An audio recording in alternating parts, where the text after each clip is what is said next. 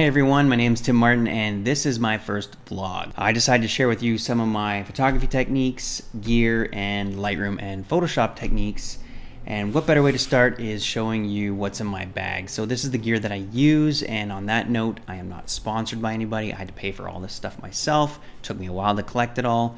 But this way I can share with you what I use when I'm out in the field. Right here I've got the Pro Tactic 450 Low and Proud bag. Really awesome bag, fits a laptop. So let's jump right in and let's go with the camera. So I've got the Sony a7R III, and attached to this camera we have the 24-70 G Master lens f2.8 weather sealed. I really love this lens. It's what I keep on the camera most of the time. The next lens is a 16-35 G Master lens. This one is weather sealed f2.8, and this is great for those grand vistas and getting a bit of the foreground in there if you're doing focus stacking. The next one and final lens is the 70-200 long lens. This is an f4, so it's not the G Master, but I want to save a little bit of weight, and I primarily use this one for landscapes, like taking panoramics. So let's take a look at each lens, and depending on the style of photo that I'm taking, I'll choose the appropriate lens. We're going to start with the 16-35, and I use this lens when I want to capture something in the foreground. I want to get down low, also capturing some cool angles in architecture and cityscapes. This is what I'm talking about, where I have something in the foreground, and for this photo I got really low to the ground. You can see the nice ripples in the sand, and let's sort of focus in on that.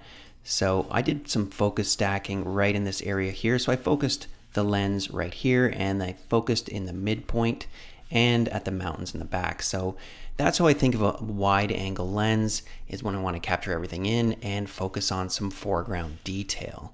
All right, let's go to the next one. This is a wide angle 16-35 as well. Sort of hard to fit all this in, and it kind of makes some wonky angles, but looks pretty cool. So it looks really nice there. Also, wide angle lens is great for street photography and architecture. So you get some different looking shots and cool different looks. Okay, for our next lens, we have the 24-70. This is my walk around lens. Portraits, you can do awesome cityscapes and landscapes as well, and I'd say I'd use this lens the most. Again, this lens is on my camera most of the time because I'm not worried about anything a specialty shot where I've got something in the foreground and I have to focus stack. I can zoom in with this nice focal range, 24-70. I believe this shot I took at around 60 mil, and I was able to get a nice New York skyline, avoiding all the railing and people. With detail shots, we've got another one here. I was on the tarmac and I was able to zoom in on this prop. Nice detail there.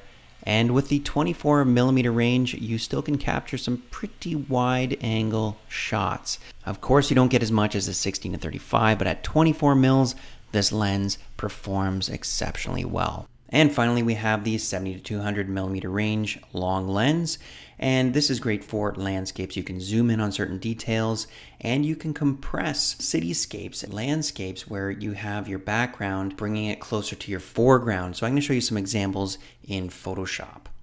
All right, here's a great example of compressing a background, bringing it to the foreground. So this was taken in Venice, and I was pretty far back in St. Mark's Square. You can see where the water line is. You can see some gondolas there, but notice how tall this tower is. So make a note of that, and let's go to a shot that was taken on a wide angle lens. In this image, I'm right at the water's edge, and in the background, we have the same tower. So when we go back to our other photo, I was further back in St. Mark's Square, but zoomed in 200 mil, and then that tower sort of seems a lot larger. So that's the difference between wide angle and then going further back and zoomed in at 200 mil. Another bonus of the long lens is capturing certain details that are far away that you could otherwise never get. This is San Francisco, and I was taking this from our hotel, and I got a great shot just because I was able to zoom in. So the next thing we're going to do is look at, I've got some cables, extra battery for the Sony a7R III, and I do carry a 2 terabyte My Passport Pro hard drive, and it's got the Lightning Bolt Thunderbolt port, and that way I can transfer files really quickly, back them up. And also I keep my cards in the Pelican waterproof case. That is sort of a must in case everything goes awry. We're on to the filter holder kit. We have the adapter rings, simply screw on, and then we have the filter holder, and that just snaps easily into place. Then we can screw on our polarizer. This one's super wide, so we don't get much vignetting at 16 mil. And also we have a soft edge graduated filter. This takes down the sky a couple of stops of light. You don't always use them. I'd say use them about 50% of the time, depending on if I'm shooting into the sun. I'd probably do a 5 bracketed HDR image, and then I just merge that in Lightroom or Photoshop, or Aurora HDR software. So it just depends on what I'm doing, but this is my quick setup of what I have. I also have cleaning stuff to keep things clean. And that's it. That's what I take with me, along with a tripod. I've got a Manfrotto 055 carbon fiber tripod, bit of a beast, but it goes with me everywhere and is sturdy as all get out. I'm shooting this vlog with the Canon M50, and I just started using this on our last trip. I'm not really used to it, and that's why I'm starting this vlog thing. Yeah, but I'm getting some nice pickup shots, and I'm just sort of talking to the camera. That's one of those things I gotta get used to. But anyways, you gotta start somewhere, right? Thanks for watching, and I put some links down below so you guys can follow me on the different social medias and check out the website, presetpro.com. And that's it.